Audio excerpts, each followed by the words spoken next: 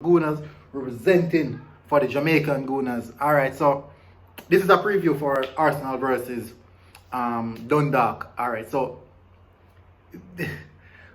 just as clueless as you are, I am. I have no clue about this team. I just went and did a little bit of research just to get myself a bit of knowledge of how they play, their style of play, and such things. But what I do know now is that their manager was actually a lower level manager. He was managing the youth academy for a smaller team, and he's in his first senior experience job as a manager. This is his first job as a manager, senior experience. But aside from that, he really he idolized Mikel Arteta because he sees the work that he's doing, and that's a point to take from it. But anyways, they're third in the league. They played 16 games and only could have mustered only 24 points. But beyond that, I think they are relatively one of the easiest teams in the group to really play against. Rapid Vienna was actually the hardest game to play out of the group so far. But anyways, moving on to the latter part of the analysis about the game itself. I'm looking forward to see some changes. The senior personnel in the first team, they're not performing. So this is now an opportunity for the junior members of the team, the fringe players, to grab someone's shirt, take someone's shirt off their back and stand out.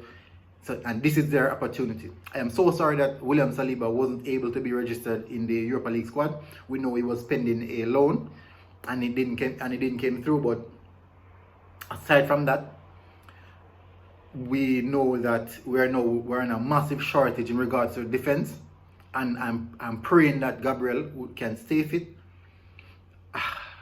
But for today, I think we're gonna have a massive surprise because we're in to see another Mustafi horror show coming tomorrow or Sunday against Manchester United. So moving from that now, Dundalk is not a team in which scores many goals because they played 16 games and could afford to score 24 goals, and that's quite close. The thing about it now, they concede 22 goals, in which they are conceding more goals than even the games they are playing. Aside from that, Arsenal is doing the same, and we're also not scoring. But man to man, we have a better squad. We have a more experienced manager in a top league, so I think those factors can get us over the line. We are coming from one horrid defeat from Leicester City, in which a game we thought we should have won. But that's the thing now. I think we went there overconfident, and because of that overconfidence, it really hit us in our face. But true spirit of team and strong team, good teams normally bounce back from this type of defeats, and they normally can go on and use that as a motivation to go further. But I would say it was a good game in the end. Now Dundalk, they're not playing too well. I see some of their games, they're losing quite a few games, even to lower teams in the league, and they're one of the low XG type of team as well, and high XG against type of teams. They're not kicking quite a amount of shots. Very few shots in all of their games. Are averaging about 10 shots per game, and that is quite low, but it's also similar to our statistics as well. But it's just that we're in a higher league, as I said before. Their leading goal scorer is actually on 3 goals. So I'm not sure how many of those, well, that's in Europa League still, but throughout the league, their leading goals, he's still the same leading goal scorer that is Flores. He's on about 7 or 8 goals. So he's one to look out for. But other than that, I think this should be one of the easiest games for Arsenal to win. Now, we established that we should win this game with no excuse, and we should see a dominant performance in this particular game without any form of errors, any form of mishaps. This should portray a dominant performance, inclusive of goal, attacking.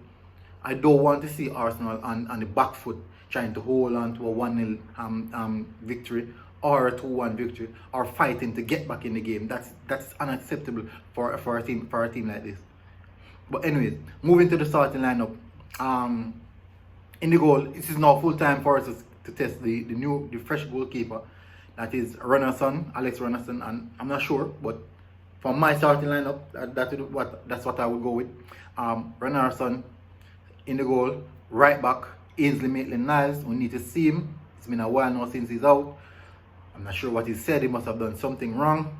But it's time now for us to see him. Left back, Kolasinac. At least he can serve some purpose playing in these type of games.